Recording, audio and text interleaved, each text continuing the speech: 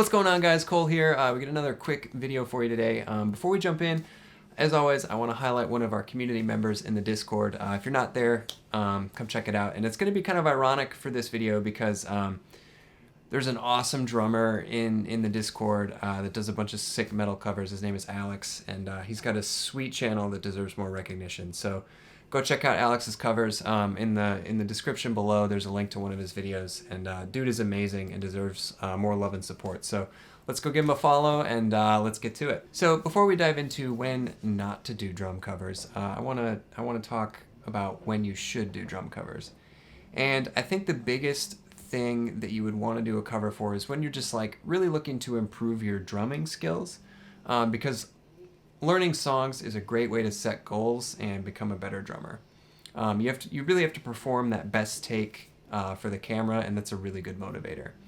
The second reason why you want to play drum covers is to create a portfolio for yourself that you could use as like audition or in an EPK or something to promote yourself later if you can't be there in person. So like in a personal circumstance, I've been accepted into bands without having to audition just based on some of the covers I've performed in the past. And that's kind of a cool feeling, I guess. So if you can send a band that you're following a good video, a well-produced video of yourself performing, your chances of landing the audition are way higher, and you might even get the gig without having to audition at all. All right, so now let's get into why you shouldn't do drum covers. And I really want to gear this toward people who want to be content creators because it's different. Your goal is different. If your goal is to make money on YouTube, drum covers are a very difficult way to do that. And the big reason is because you're using copyrighted material. And when you use copyrighted material, the rights owner to that material takes all of your ad revenue. So I guess all the covers I've done, all the React videos I've done haven't really generated any or very little revenue for me. And I think another really good example of this is like most of the big guys, the big cover players that I follow, ended up shifting away from covers in the drumming like community or industry, or they have a really hard time getting by financially, and you just kind of see their channel like fall off as they go on tour with a band or something so they can pay the bills, so to speak. And I don't know if I'm throwing him under the bus, but I think Cobus is a really good example of this. How like he had this huge popular channel with a lot of people that follow it, but I don't know how good his ad revenue is just because he's always using copyrighted stuff. And I know that he's taken several long breaks in the past, and I think it's very evident that financially his channel isn't super great.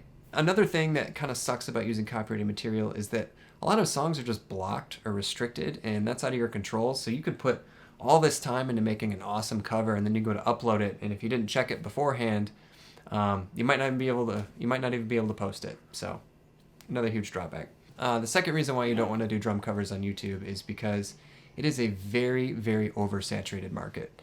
There is so much competition. Every drummer, when they make their first video, is probably going to do a drum cover.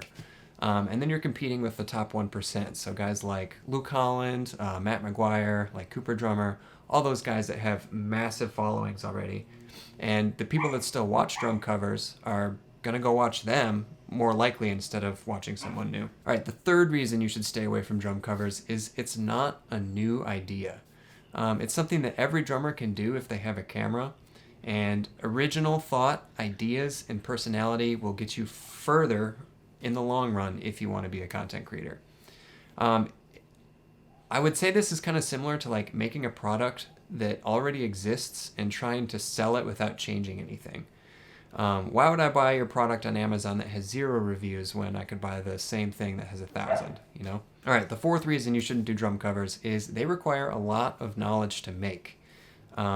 And they require even more to make well. You have to be a good videographer, audio engineer, and performer to make a good drum cover on like a tight budget. And I would be willing to bet that most content creators starting out don't have a ton of extra money to throw around.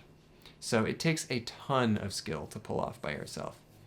It's also really expensive if you decide to hire these things out. Like audio engineers and videographers are not cheap. You know, you could be looking at anywhere from like $250 to $600 a video, and then audio mixing and stuff. You could easily drop $1,000 on one cover if you wanted. So I'm curious what you guys think. Are drum covers viable in this day and age? Like, is this something that if you were a drummer that you would recommend someone else getting into?